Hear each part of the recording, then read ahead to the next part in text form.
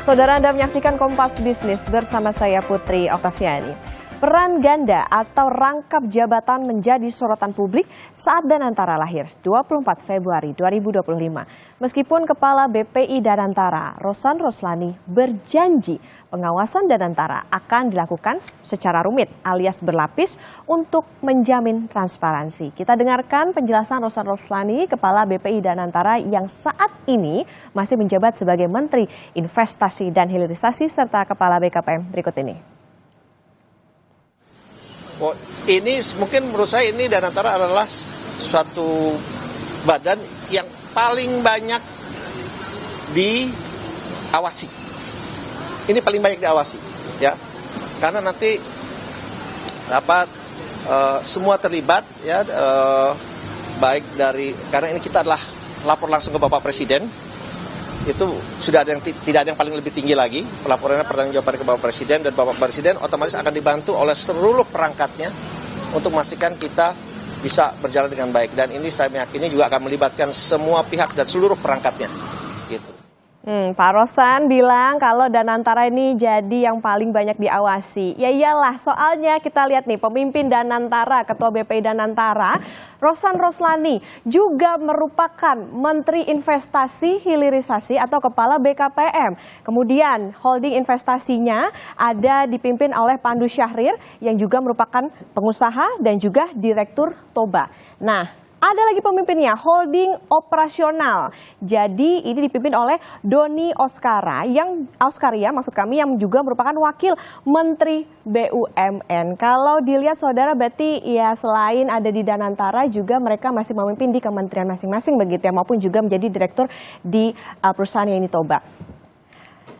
Nah, saudara, pasal 3K dalam draft perubahan Undang-Undang BUMN yang kami terima mengatakan pemeriksaan, pengelolaan, dan tanggung jawab badan dilakukan oleh Badan Pemeriksa Keuangan. Nah, Presiden Prabowo Subianto juga bilang Danantara tidak punya imunitas terhadap pemeriksaan BPK.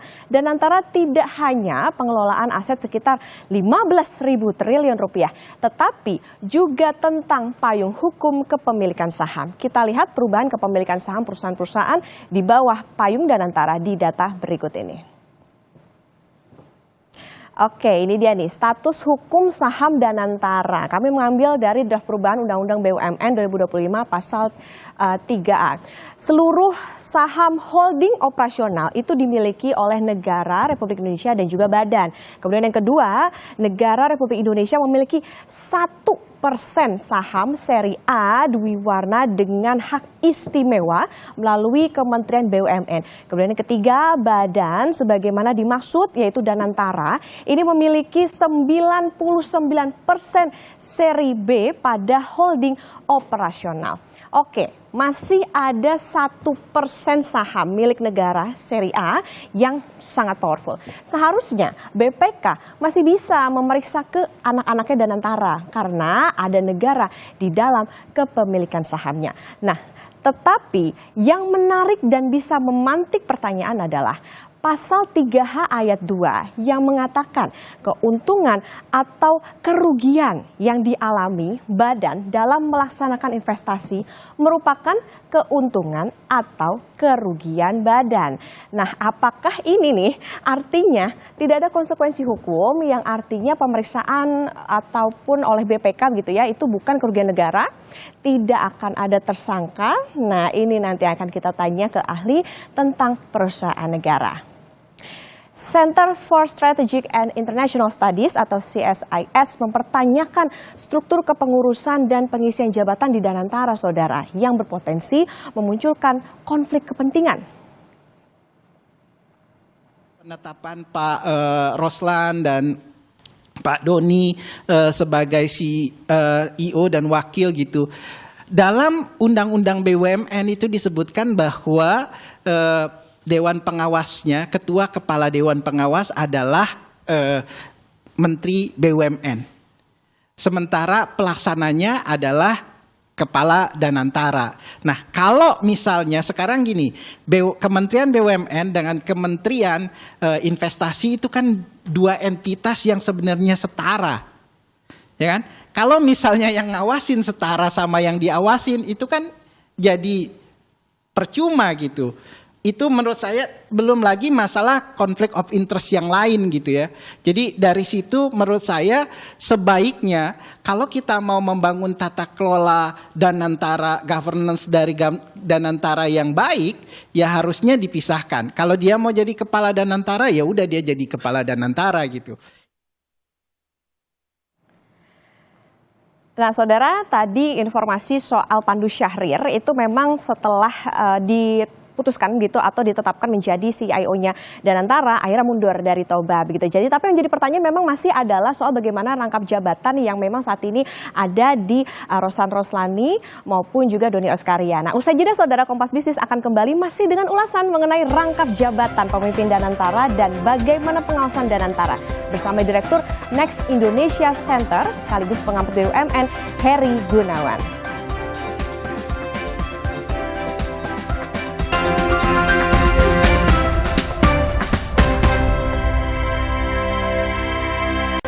Kompas Bisnis masih menemani Anda, saudara. Mengelola aset lebih dari 15.000 triliun rupiah. Danantara dipimpin Rosan Roslani dan Doni Oskaria yang merangkap jabatan di Kabinet Merah Putih. Lebih lengkap sudah bergabung Direktur Next Indonesia Center sekaligus pengamat BUMN Heri Gunawan. Pak Heri, selamat pagi. Selamat pagi, Mbak Okta. Oke, Pak Heri, kita ke soal rangkap jabatan pemimpin Danantara. Ada Rosan Roslani, ini merupakan grup CEO Danantara, sekaligus juga Menteri Investasi dan Hilirisasi. Kemudian juga ada Doni Oskaria, didapuk jadi Chief Operator Officer Danantara dan juga merupakan Wakil Menteri BUMN. Posisi Menteri sebagai regulator dan di Danantara ini juga sebagai operator. Bagaimana Anda melihat ini? Ya, tadi kan saya juga lihat ya, Mbak Okta, itu di Kompas TV itu ditayangkan menurut Pak Rosan itu bahwa Danantara itu diawasi oleh banyak pihak. Memang betul. Tapi bayangkan, sudah diawasi oleh banyak pihak. Pertama kali ditandatangani Undang-Undang BUMN itu, dari yang saya pegang, itu langsung sudah dilanggar oleh pemerintah sendiri. Jadi baru ditandatangani, diterbitkan, kemudian dilanggar. Apa yang dilanggar? Di Undang-Undang BUMN itu pasal 15B sudah ditegaskan. Anggota direksi dilarang merangkap jabatan sebagai jabatan struktural dan fungsional pada kementerian atau lembaga pemerintah pusat dan pemerintah daerah. Anggota direksi Persero ini, Persero itu adalah yang dimaksud holding operasional dan holding investasi. Karena nanti holding operasional dan holding investasi itu bentuknya perseroan terbatas. Nah, inilah nanti yang akan menjadi BUMN yang dimiliki oleh Danantara. Nanti ke bawah-bawahnya akan ada kayak Pertamina, Telkom, dan lain-lain.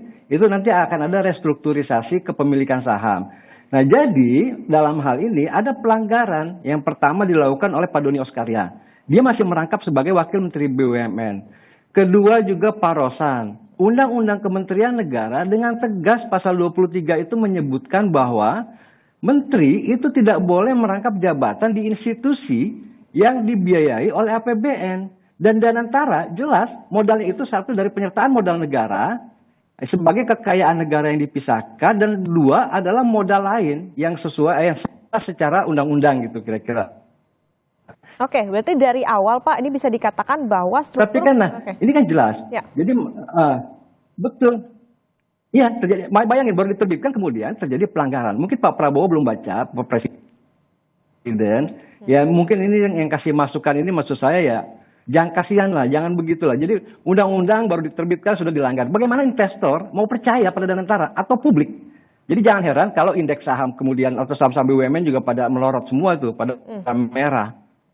Oke, berarti Pak penegasan ini berarti dari awal adanya Danantara, lahirnya Danantara justru ada kesalahan dari struktur pimpinan ya Pak?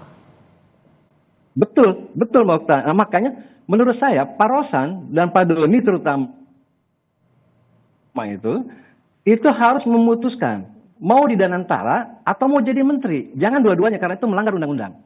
Oke. Nah, itu harus tegas gitu. Oke, nah Pak, di satu sisi Rosan Roslani adalah Ketua Tim Kampanye Nasional Prabowo Gibran di Pilpres 2024. Beliau juga Ketua Umum Gerakan Solidaritas Nasional yang juga mendukung Presiden Prabowo. Bagaimana kalau tadi Bapak mengatakan soal ini ya bisa mempertaruhkan keyakinan investor, gimana bisa ngeyakinin investor bahwa tidak ada intervensi politik di Danantara? Ya, investor itu yang seperti itu oleh investor itu tidak akan dibicarakan. Tapi oleh investor didiskon dengan pelanggaran tadi, kemudian kalau aroma politik pada Pak Rosan misalnya gitu ya, itu didiskon. Bentuk diskonnya adalah investor akan minta kompensasi dalam bentuk suku bunga. Jadi kalau seharusnya Danantara nanti menerbitkan surat utang, kemudian kuponnya misalnya harusnya 4%, tapi karena ada risiko tambahan, intervensi politik, pelanggaran di tata kelola misalnya gitu ya, dari 4%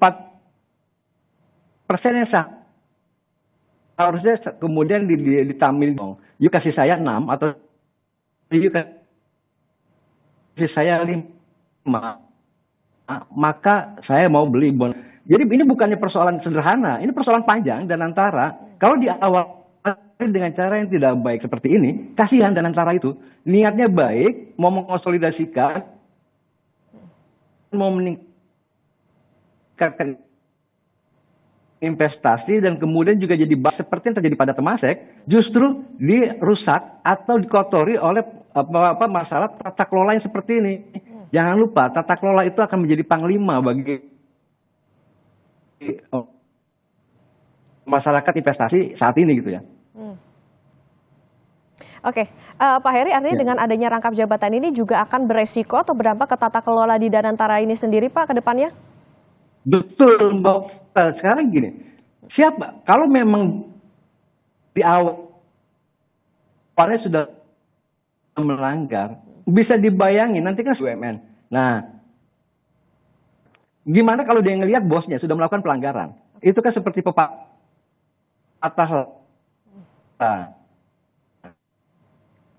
Kalau guru kencing berdiri, murid kencing berlari. Nah, mereka juga akan bisa yang serupa dan akan melihat ini adalah tambahan risiko ketika mereka mau invest pada instrumen Danantara atau maupun kerjasama joint venture dengan Danantara. Karena ada tambahan risiko, maka value Danantara akan menjadi turun. Nah, kalau di surat utang nanti dia akan kompensasi ya kasih ya baik lebih besar. Oke, baik ya. Oke, baik. Kami tangkap Pak bahwa memang sejak awal dengan lain, adanya ya baik. Sebab ada risiko ya baik Pak Heri. Ya baik Pak Heri.